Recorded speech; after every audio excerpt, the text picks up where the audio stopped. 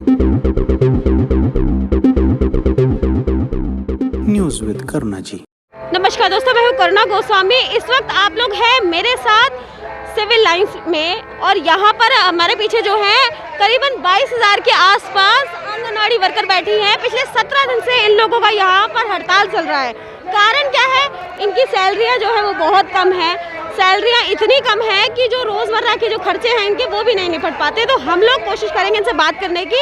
आइए चलते हैं। हमारी निगरानी कर रहे हैं तो वो भी तो भाड़े के होने चाहिए। जब हम भाड़े के हैं, जब हम मतलब भाड़े के हैं तो उनको भी तो भाड़े का ही होना चाहिए। उनको मान सम्मान दिया जा रहा है, उनको अच्छी मोटी रकम तनख्वाह की दी जा रही है। हमारी तनख्वाह क्या है? 160 रुपए एक दिन की, 1 घंटे की 40 रुपए भी नहीं है। तो अब बताओ, हम जच्चा और बच्चा का, जब बच्चा जन्म से पहले ही जब पेट में पड़ता है तब से लेकर 6 साल तक निगरानी हम रखते हैं। कुपोषित भारत को कुपोषण से निकालते हैं। तो क्या हमारी सरकार के लिए कोई जिम्मेदारी नहीं होनी चाहिए? सरकार तो इतनी अच्छी है, केजरीवाल जी इतने अच्छे हैं कि हमें घरों से उठा के ये सड़क पे ले आए हैं। आज हम खाना ये सड़कों पे बैठ के खा रहे हैं सिर्फ अपने हक के लिए। दिल्ली की महिलाएं खुश हैं, हमने बड़ी बड़ी स्कीमें दिल्ली की महिलाओं के लिए लागू कर रखे। बदनाम करने के लिए कुछ लोग हैं जो भाड़े पे आते हैं। हम आपको अपना आई कार्ड दिखा सकते हैं जो हमें डिपार्टमेंट की तरफ से मिला हुआ है। अगर हम भाड़े पे हैं तो डिपार्टमेंट हम कहाँ से लाएंगे? उसकी मोहर कहाँ से लाएंगे? सीडीपीओ की मोहर कहाँ से लाएंगे? बताइए। ये सब चीजें देखिए, ये देखिए हमारे पास भी है हमारा अपना भाड़े के भी आई कार्ड।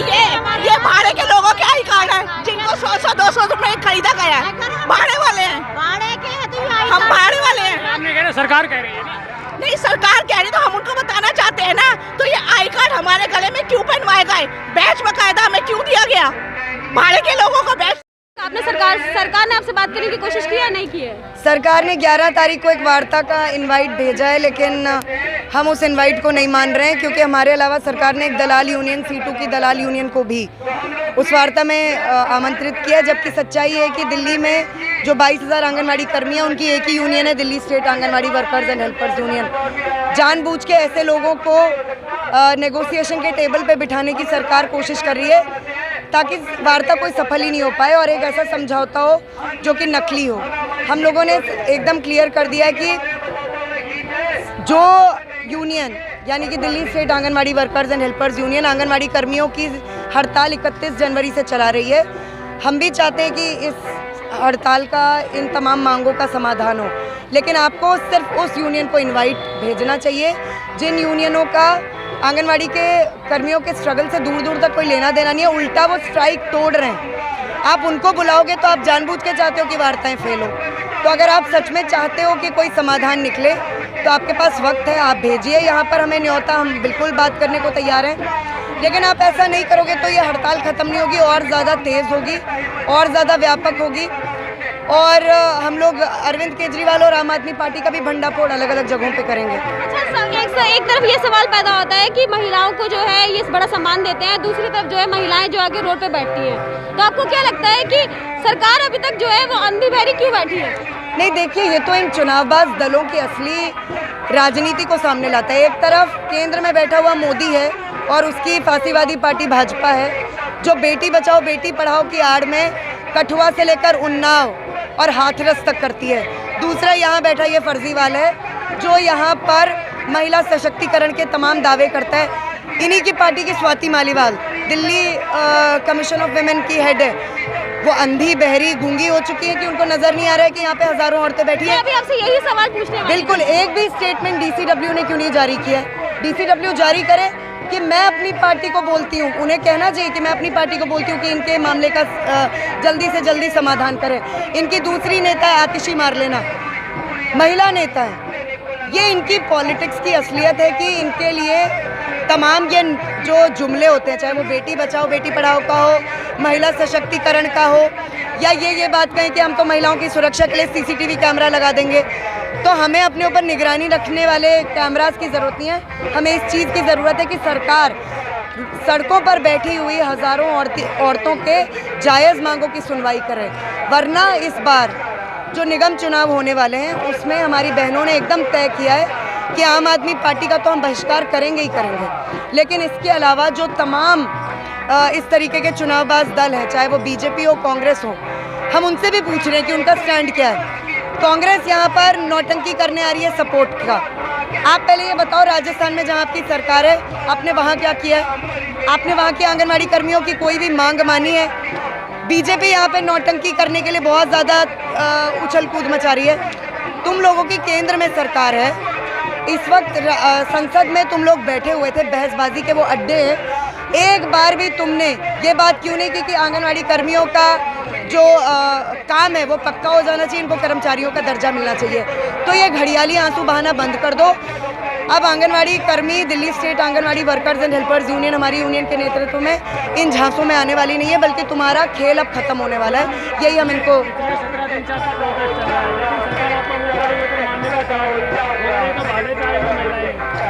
ये देखिए उनको, क्योंकि जैसे उनके सामने एक शीशा है जिसमें उन्हें अपनी शक्ल दिखाई देती है, और उनकी रैलियों में क्योंकि 500, 10,000 बाटलियां दे देकर लोगों को जो है प्रलोभन दे दे के उनके रैलियों में बुलाया जाता है लोगों को, तो उनको ये लगता है कि दुनिया में सारे लोग ऐसे काम करते हैं। दुनिया में मजदूर वर्ग की जो ताकतें होती हैं वो ऐसे काम नहीं करते हैं।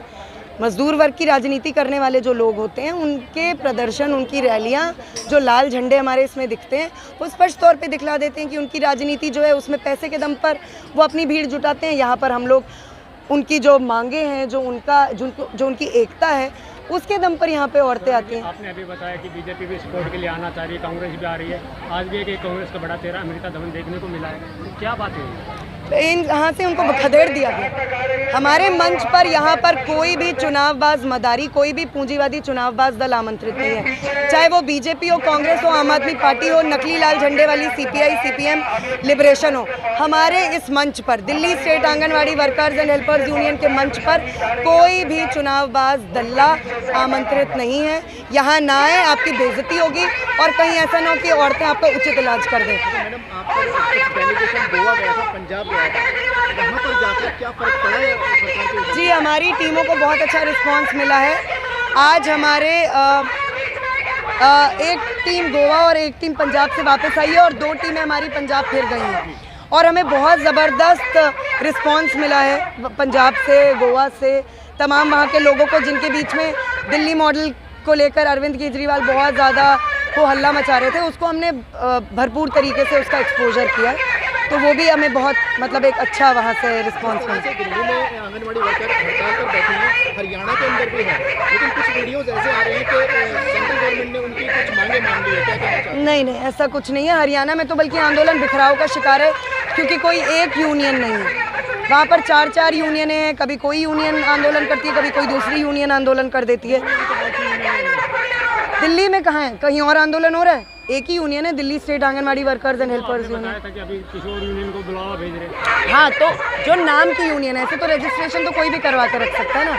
अभी कोई यहाँ पे रजिस्ट्रेशन करवा के रख ले और बोले कि मैं आंगनवाड़ी कर्मियों का, जहाँ आंदोलन चल रहा है आप उसको यूनियन मानोगे, या कोई कागज़ पर दिखाने वाले लोगों को आप यूनियन मानोगे? अगर आपकी मांगों को नहीं माना जाता है तो आपको एक ये देशव्यापी आंदोलन छेड़ने की आवश्यकता है।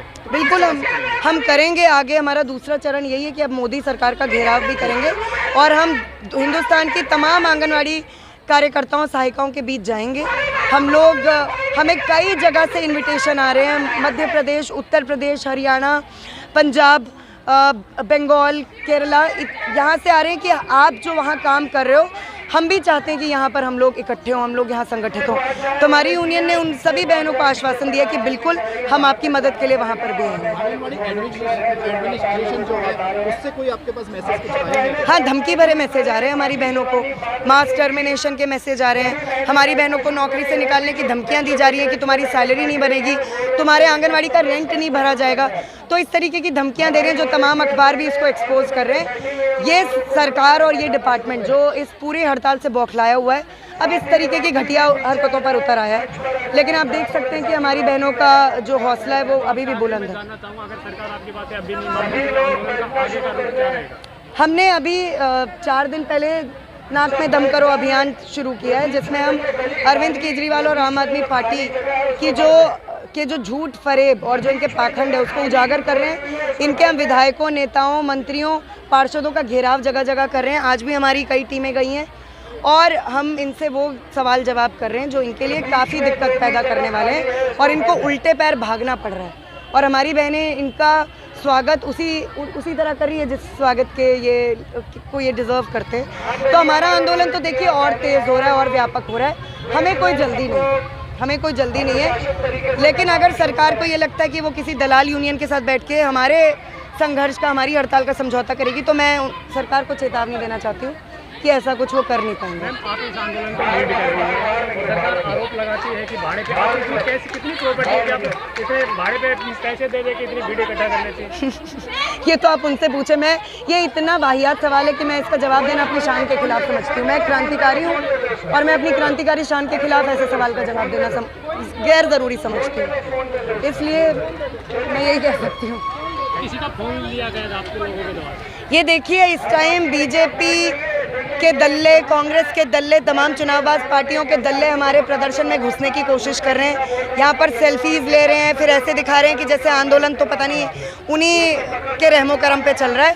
ऐसे तमाम चुनावबाज पार्टी और इनके दलालों को मैं कहूँगी कि हमारे आंदोलन, हमारी स्ट्राइक से 2 किलोमीटर की दूरी बना के रहे, नहीं तो इनके शारीरिक और मानसिक स्वास्थ्य के लिए अच्छा नहीं होगा। इनकी अच्छे से हम शारीरिक समीक्षा करेंगे आने वाले दिनों में।